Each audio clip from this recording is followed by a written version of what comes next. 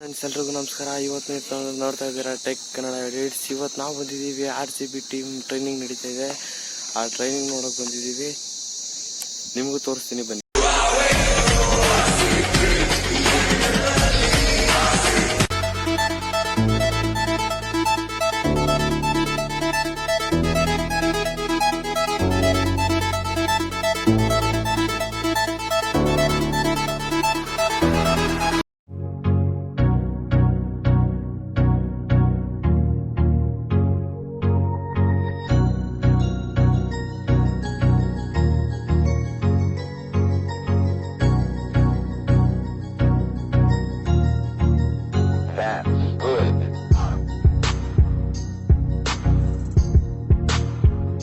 Friends, ನಾನು ಇಷ್ಟೊತ್ತಿಗೆ ಎಲ್ಲ ಆಡಿ ಮುಗಿಸಿ ಮನೆಗೆ ಹೋಗ್ತಾ ಇದ್ರು. ನಾನು ಆದಮೇಲೆ ಹೋದೆ.